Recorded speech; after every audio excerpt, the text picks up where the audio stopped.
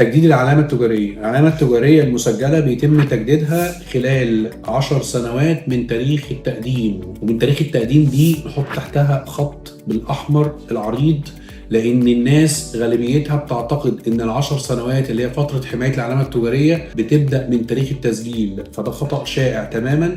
أي حد بيجدد علامة تجارية المفروض الأصل في تجديدها إن فترة الحماية بتبدأ من تاريخ إيداع الطلب، وبالتالي لما نيجي أجدد العلامة التجارية لمدة 10 سنوات بجددها 10 سنوات في خلال 10 سنوات من تاريخ الإيداع، وبعد السنة التاسعة ما بتنتهي ببدأ أجدد. يعني أنا بمجرد انتهاء السنة التاسعة، لو العلامة مقدمة سنة 2000 المفروض تتجدد سنة 2009 وتتجدد سنة 2019، وكل 10 سنين بدون حد أقصى من فترات التجديد. العلامة التجارية ممكن تتجدد لمدة 60 70 سنة 100 سنة 80 سنة، مفيهاش مشكلة خالص. المهم إن يكون في خلال السنة العاشرة بيتم تجديدها، ويسدد لهذا التجديد مقابل مادي كرسوم حكومية، وبمجرد سداد الرسوم الحكومية واستيفاء مستندات التجديد تبقى غالبا صورة من السجل التجاري للشركة أو شهادة تأليف الشركة لو هي شركة أجنبية، وتوكيل من الشخص اللي بيقوم بتجديد العلامة التجارية، ويتم استصدار شهادة التجديد فورا بعد ما بتسدد الرسوم وبتقدم المستندات بدون فحص وبدون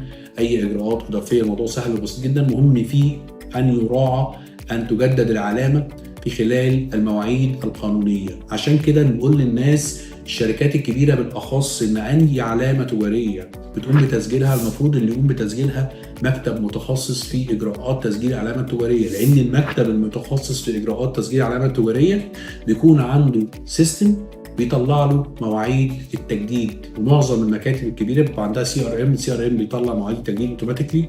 بنبعت للعملاء بتوعنا ايميلات بالتجديدات قبل مواعيدها عشان نلحق المواعيد القانونيه ونسدد رسوم التجديد في الموعد القانوني عشان العلامه ما تسقطش.